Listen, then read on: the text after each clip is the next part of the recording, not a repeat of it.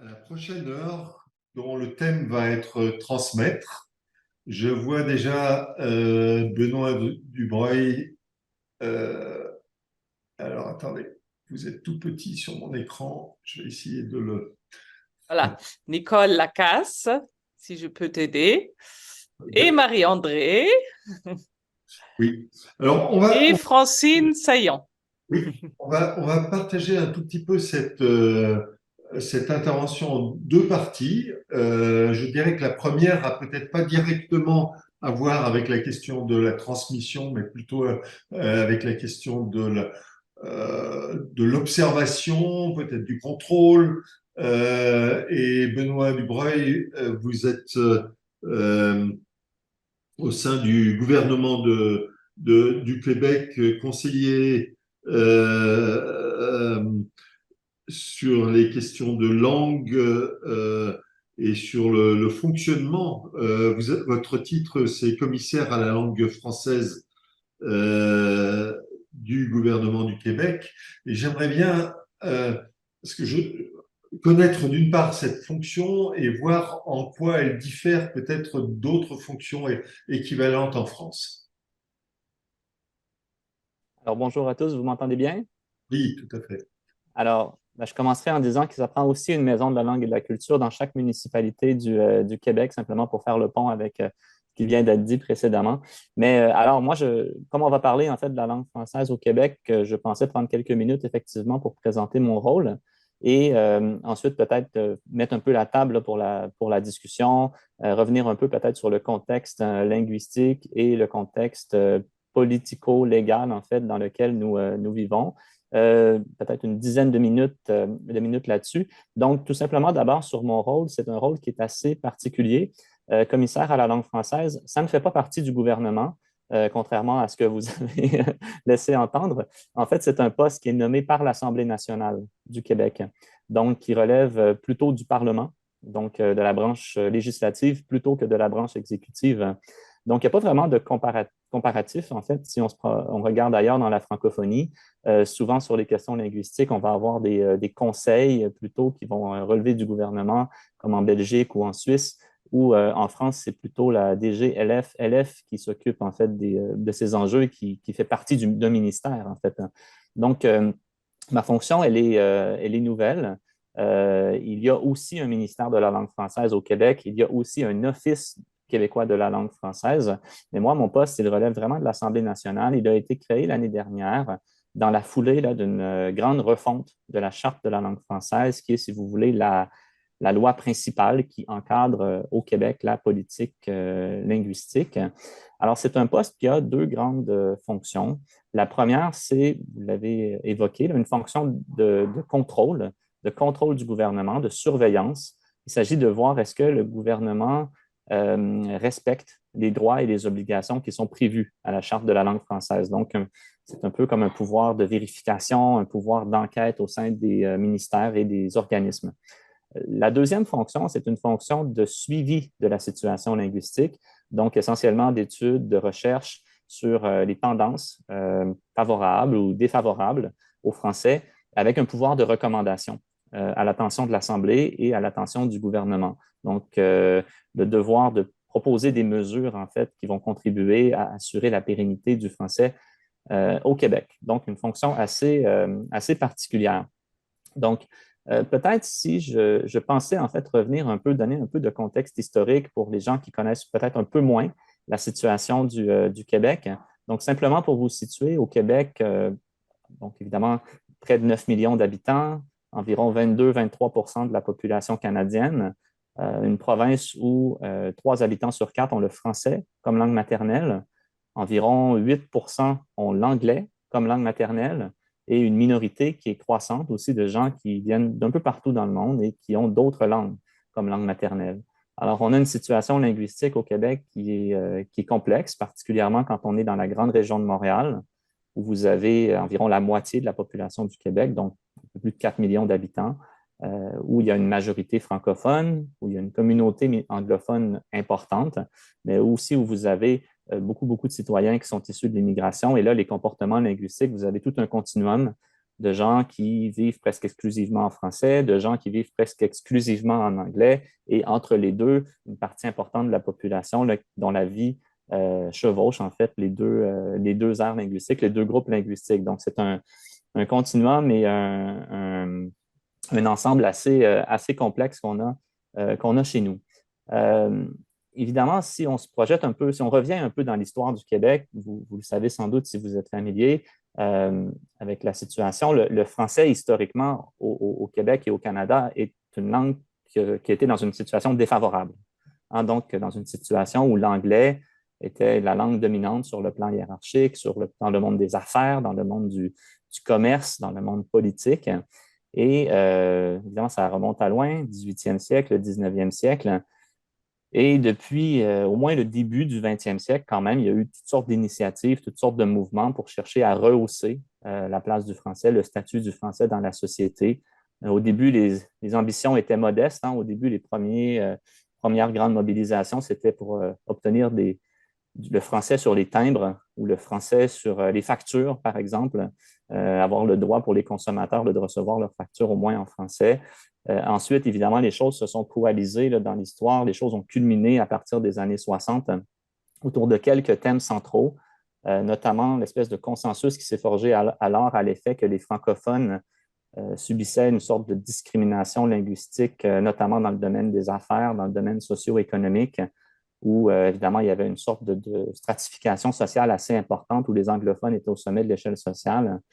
Et deuxième phénomène qui est extrêmement important à l'époque aussi, c'était la question de l'immigration, parce que vous savez, le Canada, le Québec, ce sont des pays où il y a une immigration importante et où dans les années 60, on s'est aperçu, les Québécois, que bon, les immigrants qui arrivaient, qui venaient souvent d'Italie, du Portugal, de Grèce, avaient tendance à 80 ou 90 à choisir l'enseignement en anglais pour leurs enfants. Donc là, il y a une grande prise de conscience collective à l'effet que si les choses devaient perdurer, ben, au bout de 2 ou 3 générations, la situation vraiment deviendrait extrêmement préoccupante pour le français. Donc, c'est vraiment ces grandes prises de conscience dans les années 60-70 qui ont mené au développement des lois linguistiques. Alors, il y en a eu plusieurs. Je ne vais pas vous faire l'histoire de manière détaillée, mais la loi 101, en fait, est le point culminant de ce développement réglementaire et législatif en 1977 et essentiellement, elle ambitionnait là, de faire du français la langue, je reprends la formulation, là, la langue normale et habituelle, donc de l'administration, du commerce, des affaires, de l'enseignement, etc. Donc, c'est une loi qui a vraiment transformé la société québécoise à plusieurs égards. D'abord, je pense qu'il y a un consensus aujourd'hui à l'effet qu'elle a permis, en fait, aux francophones de peut-être pas complètement éliminer, mais enfin, disons, la stratification sociale français-anglais que l'on observait dans les années 50 ou 60, aujourd'hui, elle est fortement atténuée. Du moins, les choses se sont très, très largement complexifiées. Elle a permis aussi d'opérer des retournements pour ce qui est de l'immigration, notamment grâce à la fréquentation scolaire obligatoire. Hein, vous savez, on a ça au Québec. C'est le résultat des débats des années 60. Là, aujourd'hui, au Québec, vous devez nécessairement fréquenter l'école primaire ou secondaire en français, sauf si vous êtes membre de la communauté historique anglophone, donc sauf si vos parents ont eux-mêmes fréquenté l'école anglaise au Canada. Donc ça, évidemment, ça a fait en sorte que plusieurs générations de jeunes issus de l'immigration ont été amenés dans l'éducation francophone, se sont scolarisés en français et ont adopté dans une certaine mesure par la suite le français dans leur vie quotidienne. Donc, ça vous pose un peu, si vous voulez, le décor historique dans lequel nous sommes aujourd'hui. Dans les années 80-90, on n'a pas assisté à de grandes modifications là, de cet équilibre de 1977. Il y a eu des jugements de cour qui ont fait en sorte que parfois certaines interprétations ont dû être élargies. Il y a eu certains renforcements, des fois, des politiques linguistiques. Il y a eu un contrôle accru aussi que le Québec a obtenu de son immigration de façon à augmenter la part des gens dans l'immigration qui provenaient de pays francophones ou qui avaient déjà une connaissance préalable du français. Donc, ça, c'est le contexte historique. Peut-être que je peux vous en dire un peu plus sur la situation actuelle, moi, il y a un certain nombre de tendances ou de situations qui m'intéressent plus particulièrement, que j'ai ciblées en fait comme des priorités pour mon mandat. Évidemment, toujours la question de l'immigration et la francisation. Je crois que c'est, quand on dit francisation, d'ailleurs, ce n'est pas toujours un thème, un concept qui passe très bien partout dans la francophonie. On entend par là surtout l'apprentissage du français par les personnes immigrantes au Québec. Alors, c'est un thème qui a été central là, dans la réforme de la Charte de la langue française qui a eu lieu l'année dernière, hein, plus importante réforme depuis 1977. Alors, ce dont on s'est aperçu, je vous dirais, au cours des dernières décennies, c'est que les progrès qui avaient été faits depuis les années 50-60 avaient été importants, mais que néanmoins, il y avait encore un défi quand même dans l'immigration qui arrivait au Québec, où l'utilisation de l'anglais dans le domaine public, au travail, demeurait quand même beaucoup plus important que dans la population en général. Donc là, il y a une volonté, disons, qui a été affirmée par le gouvernement de renforcer encore plus la présence du français au sein de l'immigration. Et c'est important parce que le Québec, en ce moment, je ne sais pas si vous le savez peut-être ou non, mais reçoit plus d'immigration qu'il n'en a reçu dans son histoire. C'est de l'immigration largement temporaire, des étudiants, des travailleurs étrangers temporaires, beaucoup de demandeurs d'asile aussi. Et il y a une augmentation de la population aujourd'hui qui est absolument exceptionnelle. Donc, c'est d'autant plus important de s'assurer que le français prédomine au sein de cette population. Donc, une volonté du gouvernement de renforcer finalement l'immigration provenant de pays francophones ou ayant une connaissance préalable du français. Une volonté aussi de renforcer le dispositif et les aides publiques qui vont permettre justement l'apprentissage du français par ceux qui ne le connaissent pas déjà. Et moi, mon rôle, en fait, en tant que commissaire, c'est de vérifier, d'évaluer si les résultats, si les politiques qui vont être mises en œuvre par le gouvernement vont porter fruit et vont permettre d'atteindre les objectifs qu'il souhaite atteindre. Évidemment, ce n'est pas le seul sujet qui nous intéresse. On a plusieurs autres sujets qui sont chaudement débattus au Québec autour de la langue française. Je vous épargnerai peut-être les débats sur l'enseignement supérieur. Je sais que mes collègues vont en parler par la suite. C'est un sujet extrêmement chaud en ce moment. Toute la question, évidemment, de l'accueil des étudiants étrangers, toute la question du financement des institutions d'enseignement supérieur, comment on peut orienter le financement, les soutiens, les politiques de visa pour favoriser justement une plus grande connaissance, un plus grand apprentissage, un plus grand usage du français. Donc, je vais laisser mes collègues reparler de l'enseignement supérieur. La question du français en sciences, moi, c'est un sujet qui me passionne, qui m'intéresse beaucoup et sur lequel nous travaillons actuellement. Et d'autres phénomènes aussi qui, là, nous rapprochent peut-être un peu plus de thèmes qui sont importants ailleurs dans la francophonie. Évidemment, la question du numérique. Hein, évidemment, au Québec, comme partout ailleurs dans la francophonie, on voit des changements importants dans les comportements de nos jeunes. Pour le dire simplement, au Québec, vous savez, la télévision était vraiment la colonne vertébrale de la transmission culturelle. Là, j'embarque directement sur le thème. La culture québécoise depuis les années 60 se transmet essentiellement par la télévision et dans une certaine mesure par la radio. Aujourd'hui, vous le savez, c'est des modes c'est des pratiques culturelles qui sont en train de s'effondrer, évidemment, qui sont remplacées par des plateformes de diffusion en continu. Alors, la question de la découvrabilité des contenus culturels francophones, la question des usages des jeunes dans le monde numérique, comment on peut concilier les tendances actuelles avec le maintien d'une diversité culturelle et linguistique, avec le maintien aussi d'espaces civiques et démocratiques qui nous permettent de conserver quelque chose de commun à l'échelle de nos villes, de nos pays. C'est des thèmes, évidemment, qui sont très, très importants chez nous, comme ailleurs aussi dans la francophonie et comme ailleurs dans le monde plus largement. La question des technologies langagières aussi est un thème qui m'intéresse énormément. Vous savez, au Québec, par exemple, la question de la langue de travail a toujours été un thème extrêmement central. Eh bien, aujourd'hui, vous pouvez travailler avec quelqu'un qui ne parle pas votre langue et peut-être que vous ne le saurez jamais. Donc, qu'est-ce que ça signifie dans les milieux de travail? On peut introduire des formes de multilinguisme qui n'étaient pas présentes auparavant. Donc, comment ça vient transformer les milieux de travail, comment ça vient créer des incitations à apprendre ou non une langue ou une autre. Ça, c'est des thèmes qui, à mon avis, sont absolument centraux pour l'avenir du français. Mais je vois le temps qui passe et j'ai mes collègues, en fait, du Québec à qui je crois que je dois céder la parole. Donc, si ça vous va, j'arrêterai ici. Je vous remercie pour d'avoir tenu aussi le temps de transmettre des choses aussi importantes dans ces 12 minutes. Je crois on a bien défini votre champ de compétences. Moi, j'avais une dimension supplémentaire et je suis sûr qu'elle participe aussi de votre compétence, c'est celle de l'espace public et de la présence du français dans l'espace public. J'ai eu affaire avec votre loi qui disait que l'écriture en français devait être 2 fois plus grande que l'écriture en anglais. Je ne sais pas si c'est encore actuel, mais qui est quasiment inconcevable dans bien d'autres pays, et c'est très bien. Quoi, c'est très bien que ça existe au Québec. Merci beaucoup. Je vais passer la parole à Marie-Andrée Dorin, Université de Laval, une vieille amie fidèle qui m'a fait découvrir les fonds du Canada et du Québec, l'île de Percé et toute sa région.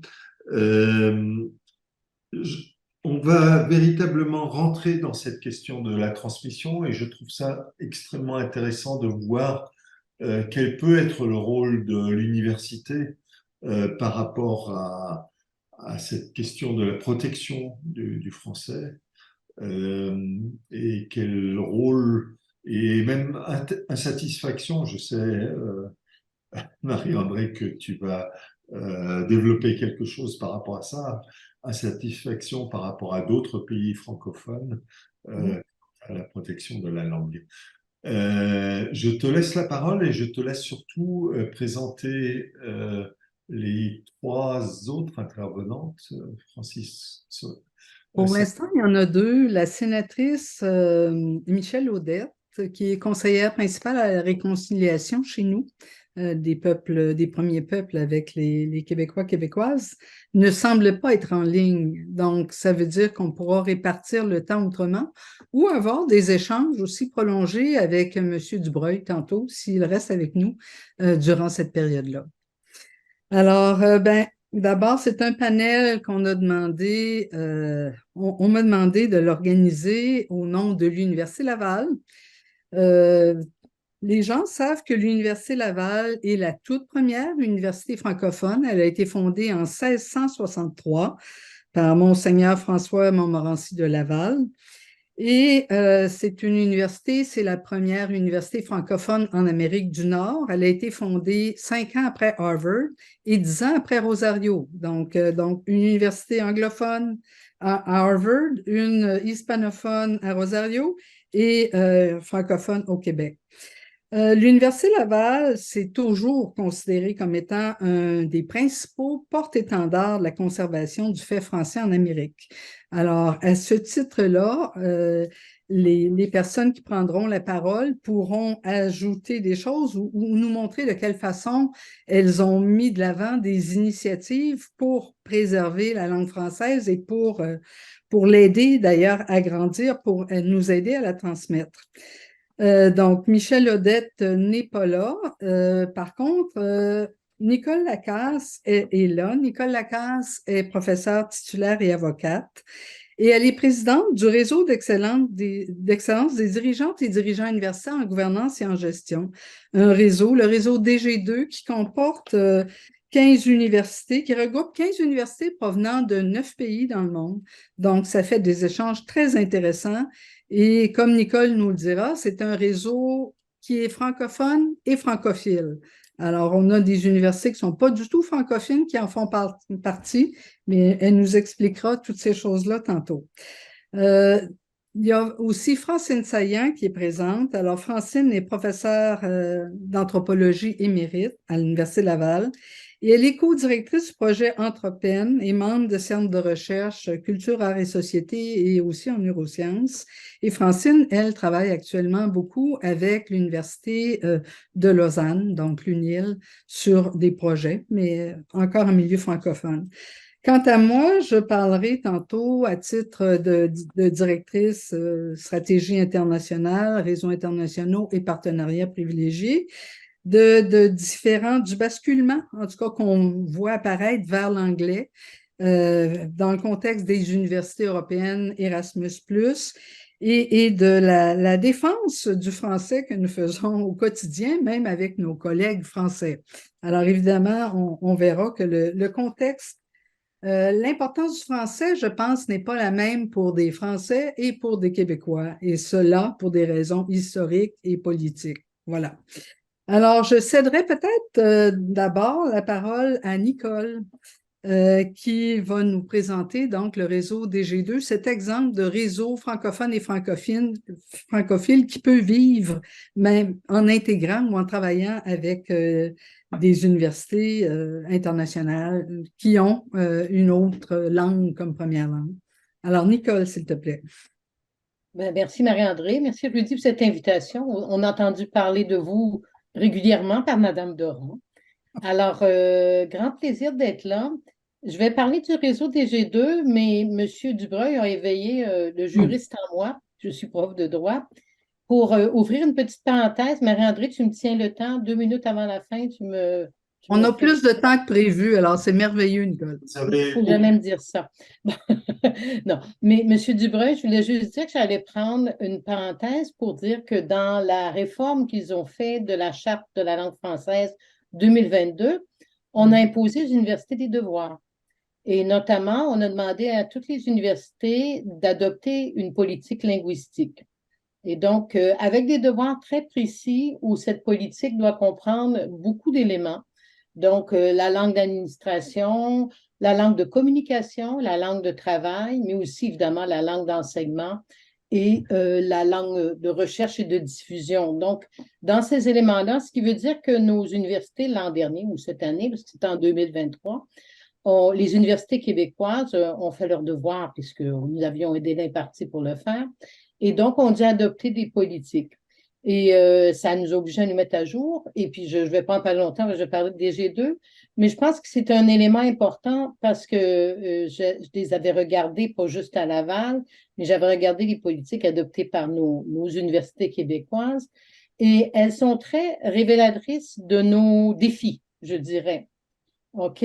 C'est-à-dire que dans ces politiques-là, pour les universités, donc d'un milieu, on est majoritaire au Québec, mais minoritaire sur le continent, on voit très bien poindre, et je pense que Francine Saillant va en parler tout à l'heure, des enjeux où on se dit, bon, la langue d'administration, ça va bien. La langue de communication, oui, le français, mais on ne peut pas s'y restreindre parce qu'on est sur l'univers et c'est correct. La langue de travail, on y travaille, je dirais, on pousse fort.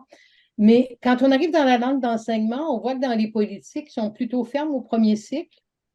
Puis là, on met avec beaucoup de nuances sur le matériel académique, les logiciels. Et c'est là qu'on glisse vers le numérique, où on se dit, oups, quand c'est pas disponible, on veut ce qu'il y a de meilleur au niveau scientifique. Et donc là, on a des enjeux. Puis je vais vous rejoindre, M. Dubreuil, sur les pistes de solutions techno qui s'en viennent. Je pense qu'il va falloir prendre ces trains-là assez vite. Mais au niveau des cycles supérieurs, ça se complique. Et c'est là qu'on parle de francisation avec le nombre important d'étudiants internationaux dans nos universités et des enjeux majeurs de francisation, mais aussi des enjeux majeurs dans les sciences pures et dures et dans les sciences appliquées, avoir des labos qui parlent, qui ne travaillent pas exclusivement en anglais, la franca-lingua de la science. Et là, on a de grands défis. Et quand on lit les politiques, elles deviennent pas mal plus nuancées, pas juste à Laval, sur, et ça, je pense que c'est le sujet de Francine, sur la production du savoir, mais aussi la diffusion du savoir en français. Et là, les mesures d'impact nous poussent ailleurs. Hein. Donc, dans les mesures d'impact, si on veut être lu, si on veut monter dans le nombre, malheureusement, et là, il y a où on considère que c'est une fatalité, où on s'y met, on cherche des solutions, puis moi, je suis plutôt dans le genre combatif. Donc, de chercher des solutions. Mais on voit que ce bout-là, puis là, on arrive sur des choses de francisation, mais aussi dans le recrutement du corps professoral, est-ce qu'ils doivent parler français, nos chercheurs, oui ou non? Ben, juste s'ils vont en classe au premier cycle, puis encore. Bref, je voulais juste ouvrir la parenthèse pour dire que lire ces politiques, c'est très révélateur de nos grands défis parce qu'elles sont claires et fermes sur des points, mais très nuancées sur des points. Et si vous les regardez dans toutes les universités, en fait, ça révèle nos talons d'Achille, là où on a à chercher collectivement des solutions parce qu'il n'y a pas une institution qui va pouvoir le faire seule. c'était ma partie politique pour M. Dubreuil. Ma suite pour faire le pont entre ce que vous avez dit puis ce qui a été adopté. Je pense qu'on va bien s'entendre. Oui. La question du classement Shanghai, parce que en France, un des facteurs véritables d'anglicisation des universités. Hein. Je ne sais pas si c'est... Les classements internationaux sont un des facteurs. Les revues d'impact où on dit, bon, si on pourrait être un grand chercheur dans ce monde, il faut avoir un impact, être dans telle revue, qui sont des revues anglophones qui sont les mieux cotées. Donc, on veut publier dans les revues qui sont lues parce que le nombre de lecteurs étant plus grand, on a un plus grand impact. Donc, on arrive. Après, je vais laisser peut-être à Francine ce débat sur la diffusion de la science, mais c'est un enjeu très central. C'était pas mon enjeu, je suis plus optimiste, je vais être dans un mode solution aujourd'hui, mais les politiques des établissements révèlent, et c'est pas des enjeux qu'on peut régler une institution à la fois, c'est des enjeux collectifs qu'il faut voir ensemble, qu'il faut voir politiquement aussi, pas juste, je vous dis, il n'y a pas une institution. On est sur la voie maintenant, il faut trouver des alternatives. Puis moi, je suis de l'école où en disant, les classements, c'est les pairs qui regardent les pairs. En quoi ça concerne la société, en quoi ça concerne tout ça. Et c'est plus un rouleau compresseur. On va finir tous sur le même modèle. Et là, on est loin de respecter, apprendre des cultures des autres, mais on y donne une importance beaucoup trop grande, à mon sens. Puis l'autre, on a vu des alternatives, puis je vais rentrer dans mon sujet après, mais vous m'avez ouvert la porte, M. Dubreuil, là. Alors, mais je pense que c'est aussi un débat intéressant en disant pourquoi on n'en crée pas des classements. On a commencé certains, on doit pas juste se plaindre qu'on est maltraité dans ces classements. On doit amener des alternatives. Et là, on a vu émerger des classements qui sont des classements sur nos mesures d'impact dans la société, qui sont des classements sur le développement durable, qui sont des classements autrement. Et après, il faut regarder qu'est-ce qu'on veut, mais je dirais qu'il faut plutôt contre-attaquer et nous aussi créer des classements qui favorisent nos modèles, je dirais. Parce que là, les classements favorisent certains modèles. Si vous regardez, c'est toujours les mêmes qui sont au sommet. Donc, ça favorise un certain modèle d'université. Et l'université, je ne pense pas que c'est un moule unique. Ça, là, on est vraiment dans nos sujets. Alors, je referme ce bout-là qui me passionne, vous le voyez par ailleurs, mais pour vous parler du réseau DG2, pourquoi, mais c'est vraiment en lien direct. Quand Marie-André m'a approché, elle m'a dit on va parler d'université de langue. Je dois dire que Marie-André connaît très bien le réseau puisque nous sommes cofondatrices avec l'Université de Bordeaux de ce réseau-là. Et donc, ce réseau-là, à la base, la prémisse est de dire on veut créer un groupe d'universités qui sont très proches les unes des autres, qui veulent travailler ensemble sur quoi? Sur la gouvernance et la gestion universitaire. Mais la caractéristique, et c'est pour ça qu'on est là ce soir, c'est qu'on veut être capable de le faire en français. OK? On est en Amérique du Nord, on a beaucoup de forums, toutes sortes d'associations où on peut aller parler de gestion universitaire, de direction, de stratégie, de mise en marché, parce qu'on est des machines aussi, on est des institutions qui ont des dirigeants puis des mécanismes de gestion, des processus. Et dès qu'on parle de ces sujets-là, on tombe en anglais. On tombe dans des forums anglophones où la gouvernance, ou le marketing, ou la stratégie. Et donc, il y a plusieurs années, on s'est mis, ça va faire bientôt 10 ans après, on s'est mis en tête de dire, la langue française, ça doit être aussi pas juste une langue d'enseignement, c'est une langue d'usage. Donc, pour valoriser la langue, on s'est dit qu'on voulait créer un regroupement d'universités francophones ou francophiles, grandes universités, donc universités de recherche, universités complètes, qui voudraient travailler ensemble et vraiment créer une communauté de pratique où on serait à l'aise de travailler en français. Donc, de pouvoir échanger entre nous en français et dans notre langue et dans un milieu où on a vraiment tous des profils différents. Donc, Marie-André, on dit 15 universités de 9 pays quand même. Donc, évidemment, vous avez la France, la Belgique, le Canada. C'est nous le Canada, hein. C'est le Québec, c'est Laval. Mais on a aussi la Suisse, l'Allemagne. On a le Maroc, Chili, Colombie, Brésil. Bon, donc, on est d'autres. L'idée, c'est tout le monde doit être capable de travailler en français, même si on n'est pas là. Et l'idée, c'est qu'on est dans des contextes sociaux différents, des contextes économiques différents. Il y a des universités publiques, des universités privées. Et par contre, on s'aperçoit qu'on a des enjeux communs. On est dans le même métier, OK, d'université dans le monde. Et la communauté de pratique en question, ce qu'on fait, c'est qu'on se réunit, qu'on se donne des sujets de travail communs. Et notre activité phare, c'est notre école d'été annuelle des dirigeants qui va là. On est au niveau président, vice-président d'université, grand service, donc des gens qui ont un niveau d'influence, je veux dire comme ça, le moins qu'on puisse dire, ou décisionnel. Et on veut vraiment être là pour partager dans notre langue des enjeux qu'on a. Et là, ça, c'est notre activité phare, c'est pas la seule. Mais donc, on décide chaque année un peu du thème. Et ça veut dire que, par exemple, première année, on a parlé des campus intelligents, pour en bon français, les smart campus. OK? Donc, on est là. Ensuite, on a parlé vraiment du modèle économique des universités, du modèle organisationnel, comment il bougeait.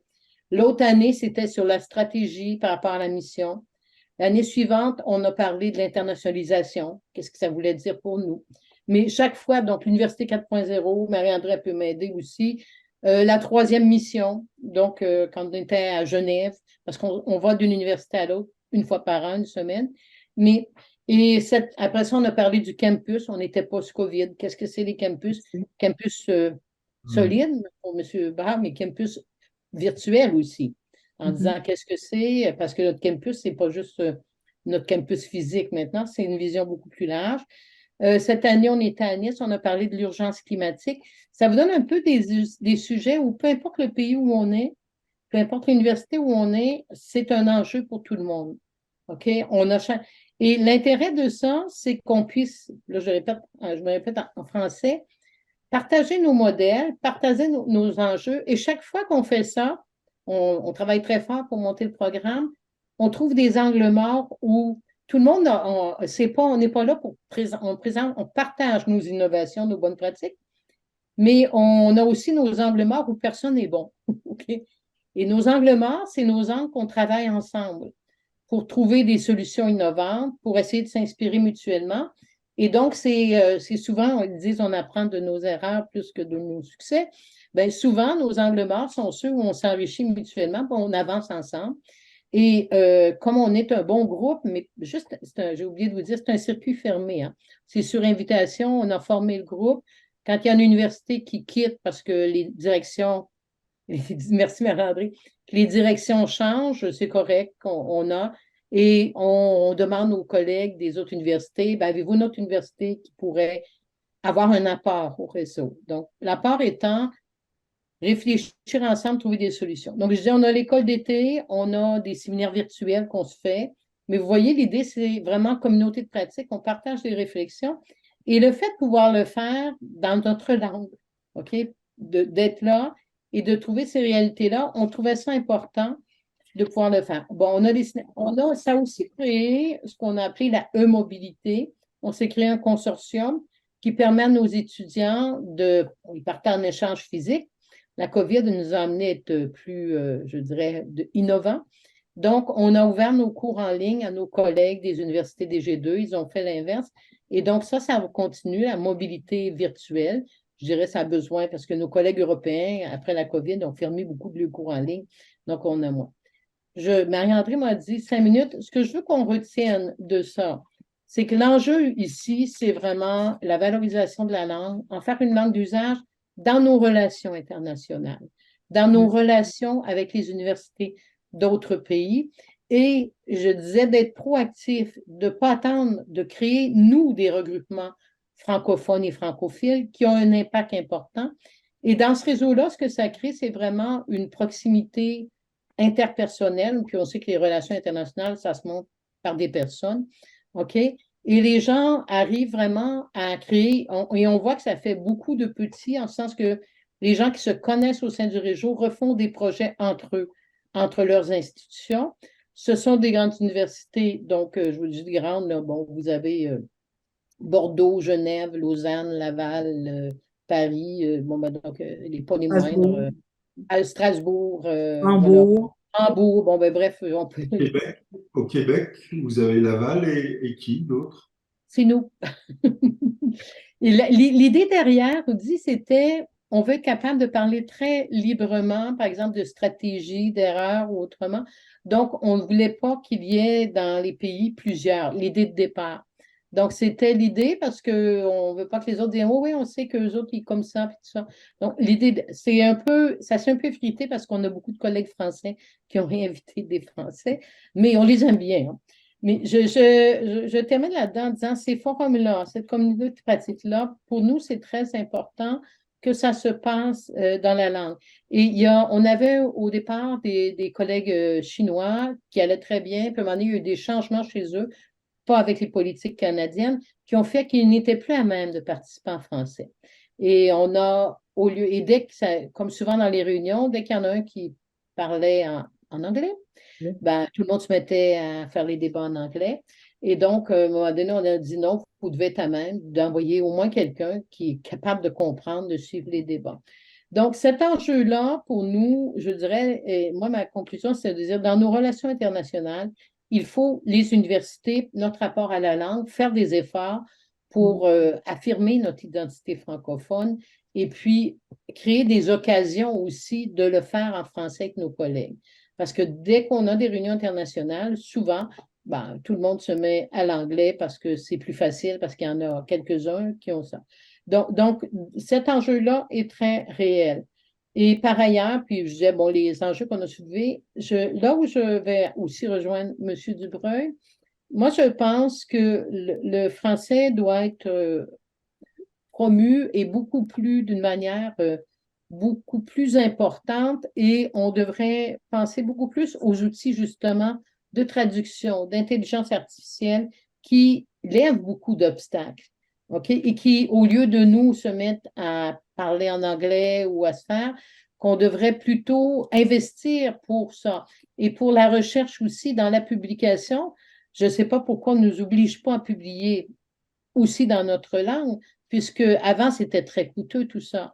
Maintenant, avec les outils de traduction qui se perfectionnent de mieux en mieux, je pense qu'il est possible de dire, ben oui, aussi, on peut bien publier en anglais, mais pourquoi on n'est pas en même temps dans notre langue d'origine? Nous, et j'aimais bien le bout de débat que j'ai pris avant, et ceux qui ont d'autres langues aussi, qu'on publie dans la langue maternelle et dans la langue, je dirais, la lingua franca de la science, mais au moins qu'il y ait ce respect des langues dans la publication et qu'on arrive. Et moi, j'ai beaucoup d'espoir dans les outils de traduction, dans la techno-linguistique, comme on dit, tout ça, de manière à dire pour abolir ces obstacles de langue, mais aussi augmenter le respect de la différence de langue au lieu de tous se mettre.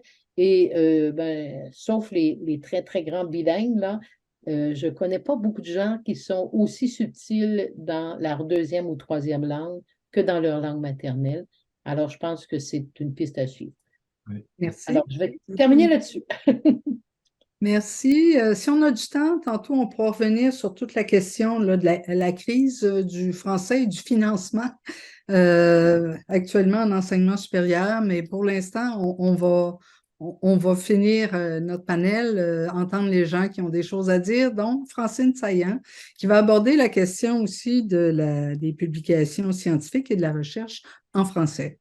Alors, la parole est à toi, Francine. Ah non.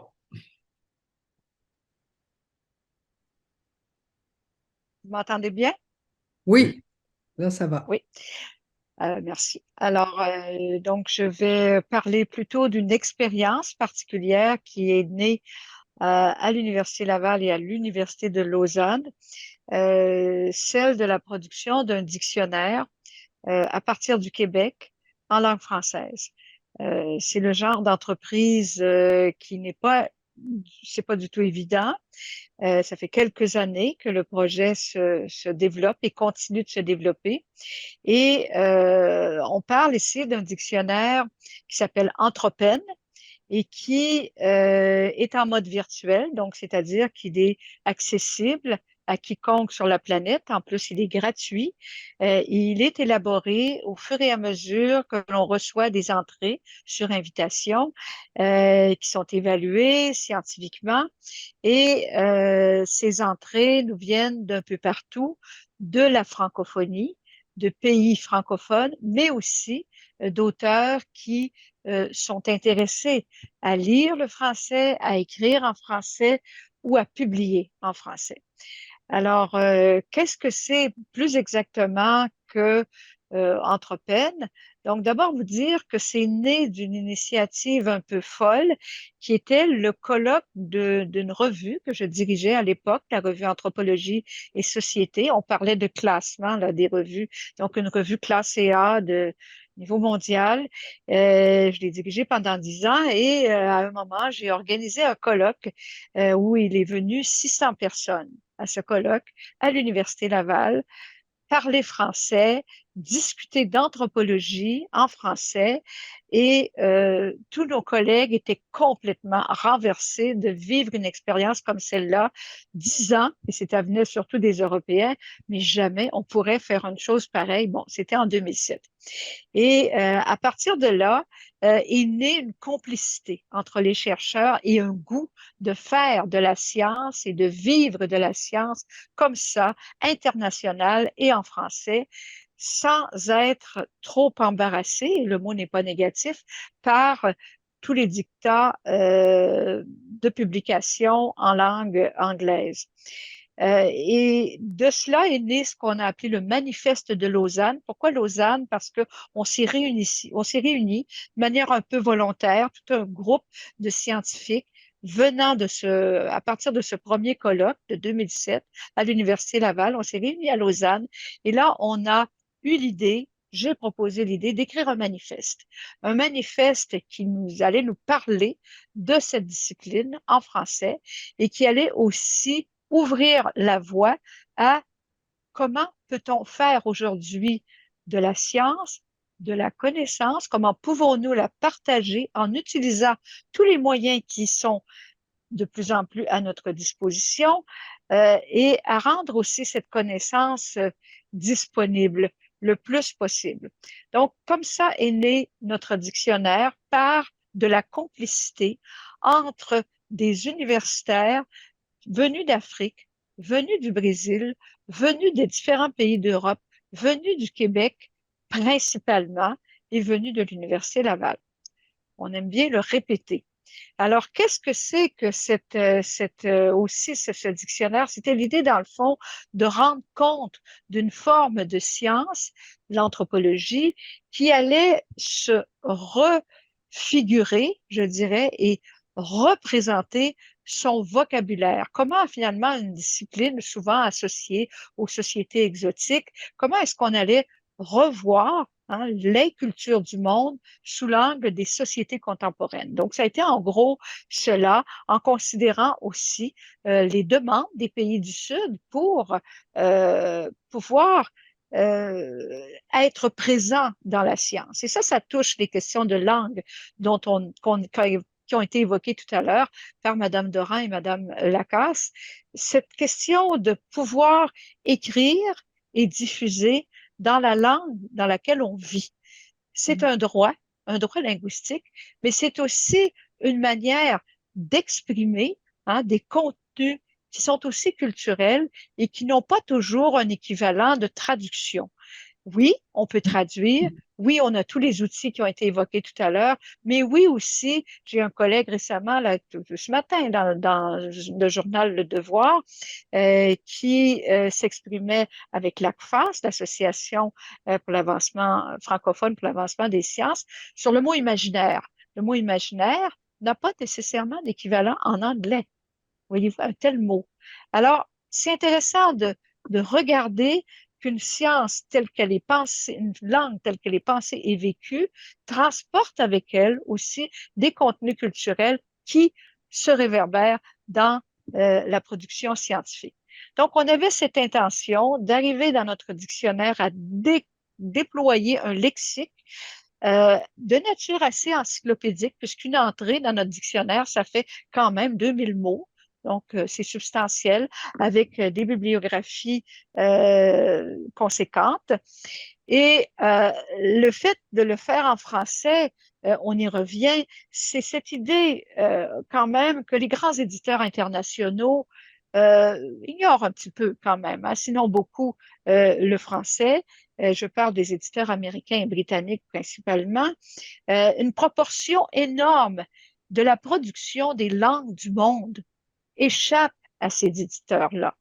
Ils ignorent la production des revues classées A des différents pays où elles s'instaurent et d'où elles diffusent. Alors ça, c'est un petit peu problématique et je suis personnellement très engagée dans ce combat, non pas contre l'anglais, on pourrait imaginer que c'est ça, mais c'est plutôt pour l'affirmation d'une diversité linguistique et bien sûr, à travers cela, du français qui fait partie de cette diversité. Ce n'est pas parce qu'il existe une lingua franca qu'on est obligé d'ignorer tout le reste. Hein? On peut avoir une langue de commodité. Je fais partie du World Council of Association of Anthropology. Hein? Ça veut dire 180 associations, ça, dans le monde, de scientifiques qui affirment finalement, à la fois sur le plan culturel et sur le plan scientifique, la possibilité de produire et d'exister dans d'autres langues. Alors, donc, on est d'ailleurs partenaire, hein, le World Council of Association of Anthropology, je le dis en anglais ici, et Anthropène. Donc, la lingua franca, c'est une langue de commodité. Elle nous facilite peut-être un certain nombre de choses, mais elle n'est pas finalement le fond culturel sur lequel s'élaborent toutes les sciences. Alors, j'aime bien l'exprimer de cette manière. Dire aussi que les droits linguistiques touchent les langues d'enseignement, les langues de transmission, les langues de développement culturel. On peut évoluer et créer dans une langue dite maternelle ou une langue locale. On peut échanger dans une lingua franca, mais on n'est pas obligé de tout substituer et de tout donner hein, à la lingua franca. Donc, le dictionnaire, il agit, hein, je dirais, sur cette sphère-là. Et on a utilisé plusieurs stratégies pour continuer à exister. Parce que naître du Québec, faire un projet comme celui-là, avec la France. Hein. Vous imaginez la France qui est habituée à dire, ben, finalement, l'universel, ça vient un petit peu de nous, et puis c'est les autres qui vont s'accrocher à un dictionnaire publié aux presses au PUF, par exemple, ou ailleurs.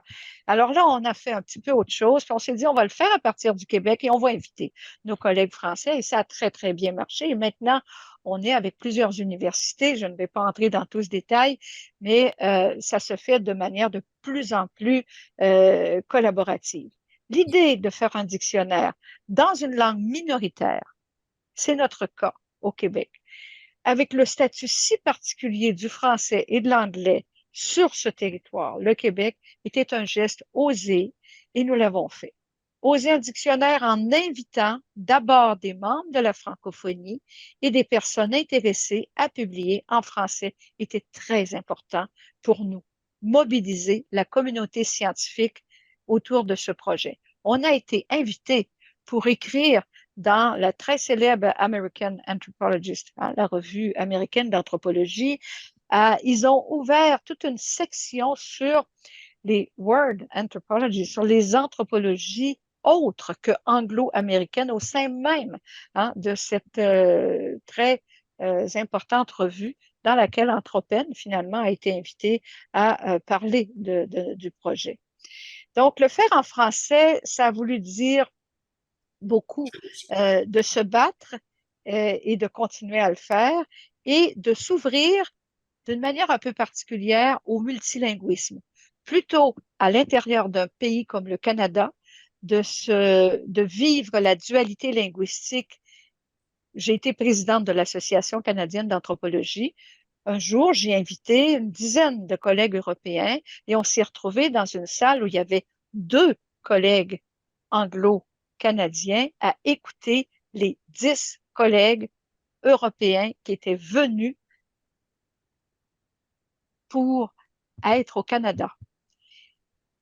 c'est terrible de vivre une chose pareille. Puis je veux pas parler contre mes collègues, mais je veux dire, qu'est-ce que ça veut dire? Qu'est-ce que ça veut dire pour nous publier, écrire en français et le faire en essayant de dépasser nos dualismes. Donc, moi, j'ai ouvert sur le plurilinguisme avec des collègues anglo-canadiens, avec des collègues américains, avec des collègues brésiliens, avec des collègues qui sont capables de porter un tel projet avec moi. Je peux vous dire que nous en sommes maintenant, je ne veux pas trop prendre de temps, j'ai aucune idée du temps maintenant parce que je suis enflammée et contente de vous parler, mais Ouais, aussi engagée que Madame Lacasse et Madame Doran. Oui, si je peux vous interrompre oui. rapidement et pousser encore un peu plus cette question du, euh, c'est pas un multilinguisme malheureusement, parce qu'on va avoir plusieurs langues, mais malheureusement, c'est quand même les langues majeures qui sont capables aujourd'hui de tenir une science internationale. La question qui m'importe beaucoup, c'est est-ce que on est capable non pas uniquement de se dire on fait la même chose dans notre langue, mais on sait développer dans cette langue-là des choses qui sont spécifiques et qui justement ne seraient pas possibles en anglais. Je vais contourner votre question d'une manière un peu particulière. Je vais vous répondre en anthropologue et vous dire que ce qui nous intéresse, hein, entre autres choses, c'est de pouvoir justement affirmer ces particularismes-là. Par exemple, l'an dernier, et durant la COVID, on a mis au point des conférences multilingues, justement, en invitant les collègues à discuter, par exemple, d'un mot comme universel, hein, dans plus qu'une langue, et de se poser la question, qu'est-ce que ça veut dire dans telle langue ou dans telle langue ou dans telle langue, et d'inviter les collègues à parler leur langue. Ça a été très difficile parce que les collègues ont peur de ne pas être compris. Et nous, on doit trouver des moyens, hein, pour renforcer cette chose-là. Les gens se disent, oui, on accepte, c'est extraordinaire, on veut participer à ça. Et dès qu'ils sont devant d'autres et sur une scène internationale, virtuelle, eh bien, on rencontre des difficultés. Mais le projet intellectuel, c'est quand même justement d'affirmer ces particularismes-là. Qu'est-ce qu'on apprend dans une langue qu'on n'apprendrait pas dans la lingua franca et même dans une autre langue. Donc, c'est de jouer sur ce travail-là qui est quelque part du côté de la traduction, j'aurais bien aimé entendre, j'ai vu que Mme Barbara Cassin est une des intervenantes de la journée, une personne que j'admire au plus haut point. Euh, donc, nous allons dans cette direction-là, mais lentement, parce que le projet d'abord de publier, de produire et de publier en français, c'est le premier projet. Mais c'est du français que naît, et contrairement à ce qu'on fait habituellement, que naît cette possibilité de polyglossie, n'est-ce pas? Vous pourrez l'entendre puisque tout sera enregistré et reproduit sur notre site. Oui. Alors, notre plateforme, parce que le dictionnaire est sur une plateforme, va, dans les prochains mois, je l'espère, évoluer vers ce qu'on appelle une plateforme multimodale, où est-ce que non seulement le contenu lexical va être proposé à notre lectorat, mais on aura aussi des contenus vidéo, des contenus photos, des contenus qui vont nous amener à présenter aussi des expériences. Donc, on va diversifier le contenu et amener finalement un lectorat plus jeune, hein, que celui qui fréquente les dictionnaires. Et on va amener aussi à des innovations sur le plan de la présentation, hein, d'un lexique. Comment est-ce qu'on doit faire comme si on tournait des pages ou est-ce qu'on doit se balader dans des nuages de mots, accéder à des contenus en popant sur des contenus visuels. Donc, on va tranquillement vers cela. Mais ça demande des financements, ça demande toujours de convaincre nos collaborateurs. Et lorsqu'on est un simple scientifique comme moi, eh bien, c'est un combat de tous les jours parce que un pays comme le Canada ne finance pas nécessairement des outils comme cela. Ça, c'est une réalité. Donc, on doit trouver tous les moyens pour être capable de financer notre entreprise qui n'est pas lucrative, contrairement à ce que font les grands éditeurs américains et britanniques. Je propose de passer la parole à Marie-André, et puis après, on fera le tour D'accord. Alors moi, je voulais discuter de la question comment ça se vit à l'Université Laval, les relations internationales. Alors, je suis en charge du développement stratégique international, des réseaux internationaux et des partenariats privilégiés. Les partenariats privilégiés de l'Université Laval sont des partenariats stratégiques, d'accord? Alors, des universités qu'on choisit et avec qui on développe énormément. Donc, c'est une phase d'activité assez particulière. On met l'énergie en général pour développer avec ces gens-là. Et la langue d'usage dans 5 de nos 6 partenariats privilégiés, c'est le français.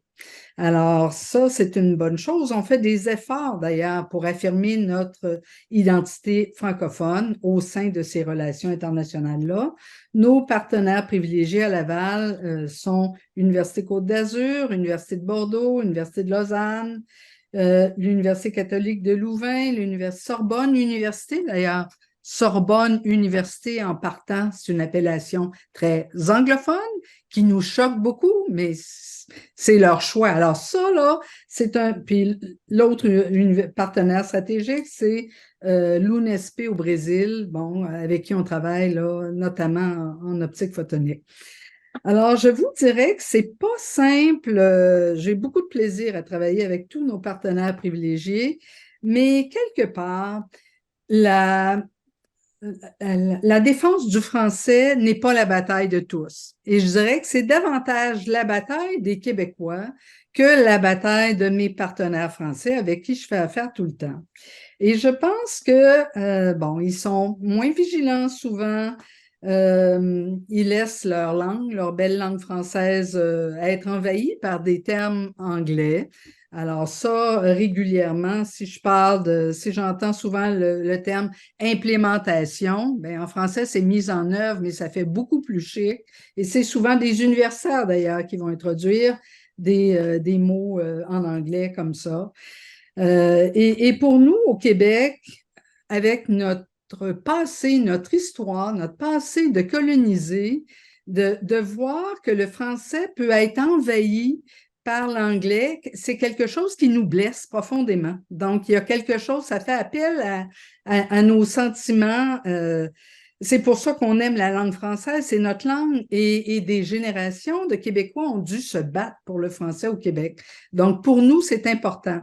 Et quand on fait affaire avec les collègues internationaux, en France, on sent que l'importance du français, c'est pas la même chose, c'est même beaucoup plus valorisant souvent de dire les choses en anglais ou d'aller mettre beaucoup de mots anglais dans leur discours. Alors, à Laval, au premier cycle, on doit enseigner en français. Il y a certaines facultés, sciences d'administration, qui vont donner des cours en anglais, mais qui est autorisée à donner des cours en anglais en autant que le cours existe en français. Alors déjà, ça nous positionne. Beaucoup d'universités avec lesquelles je fais affaire développent des cursus en anglais pour attirer, évidemment, des étudiants internationaux, une clientèle autre qui va payer plus cher que ce que les étudiants paient en France. Ça, c'est un modèle que je vois beaucoup et ça devient difficile pour nous de faire affaire avec les universités quand elles vont dans ce sens-là parce que on n'a pas l'intention d'offrir une contrepartie en anglais. Alors, donc, déjà, ça nous place à un autre niveau. Ce que je vis actuellement, alors mes rapports avec les universités françaises sont excellents, on se taquine beaucoup. Quand ils utilisent des anglicismes comme adresser une question, ben on les rappelle à l'ordre gentiment. Ils savent que pour nous, c'est inacceptable que la langue soit envahie par l'anglais parce que une langue qui se laisse envahir par une autre langue est une langue qui risque de disparaître. Donc, c'est comme ça qu'on le voit souvent dans les universités québécoises puis au Québec. Il y a un phénomène nouveau qui a été mis de l'avant ou encouragé par le président Macron, qui est cette initiative des universités européennes et d'Horizon Europe. Alors, l'idée était bonne. C'est un mouvement de cohésion en Europe pour créer un nouvel espace européen d'apprentissage, de formation et un nouvel espace européen de recherche. C'est financé par la Commission européenne, c'est extrêmement bien financé, notamment le programme Horizon Europe, qui est un programme en recherche. C'est un programme de 95 milliards d'euros. On n'a jamais vu ça ailleurs dans le monde, d'accord? Le problème avec ce qu'on appelle les alliances européennes, donc des regroupements d'universités qui sont financés par voie de concours par la Commission européenne, on les appelle les universités européennes Erasmus+. Il y en a 44, il y en aura 60 en 2025. C'est que toutes ces universités-là, alors si je pense à mes collègues de Côte d'Azur qui sont dans l'Alliance transnationale Ulysseus, avec CV, avec Turin, avec, bon, toutes sortes, sont 8-9 universités à la fois, ben, dès qu'elles mettent le pied dans une université européenne, une alliance transnationale européenne, la langue d'usage est l'anglais pour l'ensemble des universités européennes. Et la langue pour des subventions, des appels à projets d'Horizon Europe, c'est l'anglais aussi. Alors, pour nous, c'est important parce qu'on sent que les universités en Europe, en France notamment, veulent de moins en moins travailler de façon unilatérale avec des partenaires internationaux, puisqu'ils ont cette possibilité de travailler au sein des alliances transnationales. On était invité à participer aux alliances transnationales. L'Université Laval est la première qui a signé avec l'Alliance transnationale Ulysseus, donc ça nous met en lien. Ce que cela fera, notamment, c'est que nos étudiants, s'ils veulent faire de la mobilité virtuelle ou en personne dans ces universités-là, donc aller en échange de mobilité, ben ça sera le cursus sera en anglais. Alors, ils vont pouvoir le faire, mais en anglais tout le temps. Et donc, ça, moi, ça me questionne, ça me pose des questions parce qu'on est très tenté. Le gouvernement du Canada avait annoncé, le ministre Champagne avait annoncé l'année dernière qu'on serait de plein droit dans ces universités européennes Erasmus+, et qu'on aurait accès aux appels à projets Horizon Europe. C'est important là, pour la vitalité scientifique de nos gens.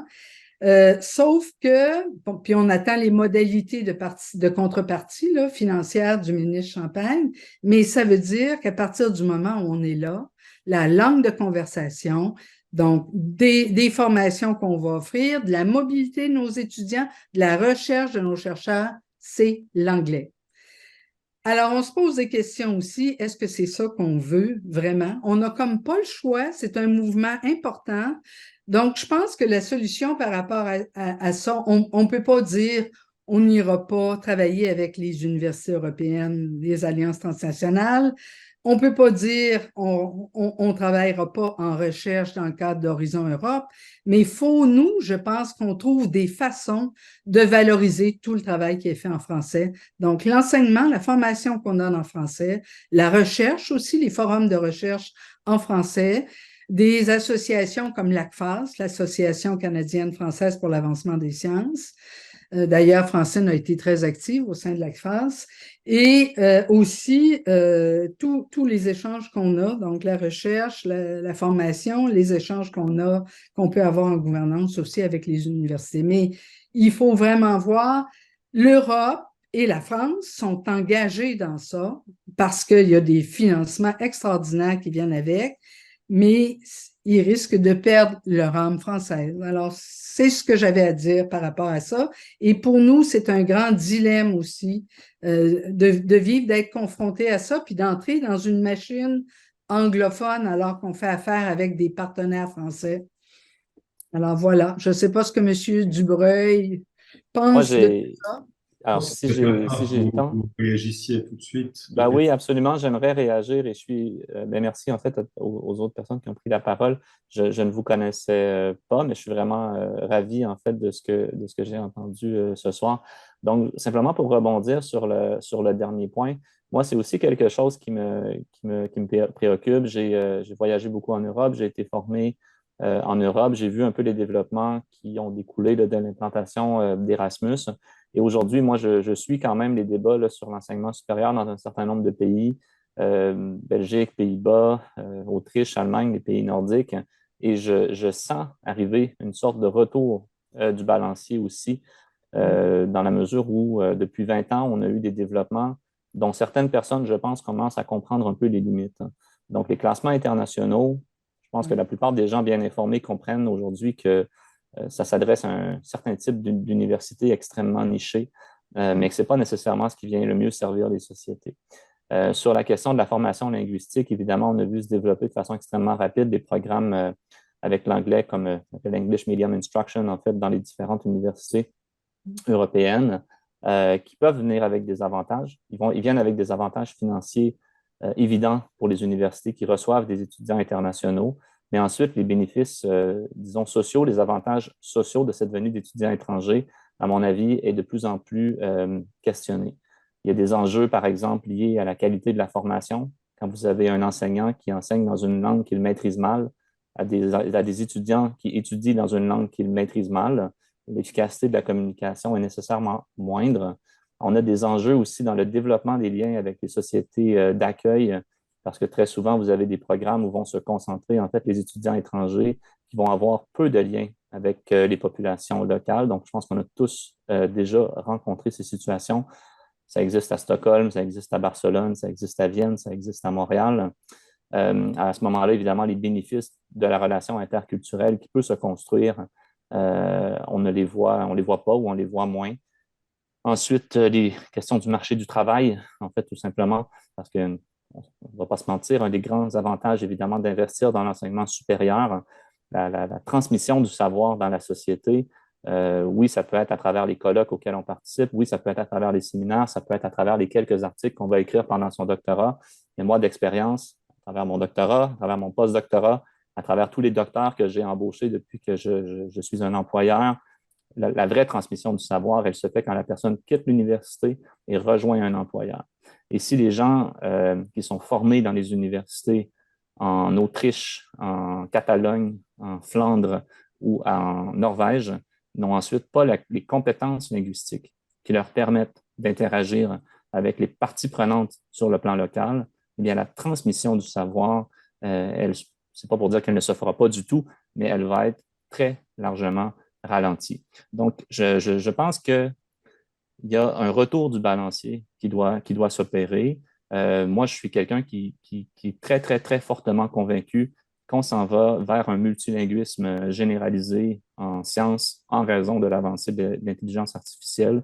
Je pense que, comme on dit, le génie est sorti de la bouteille et il va vraiment avoir une transformation. Il y a vraiment une transformation aujourd'hui.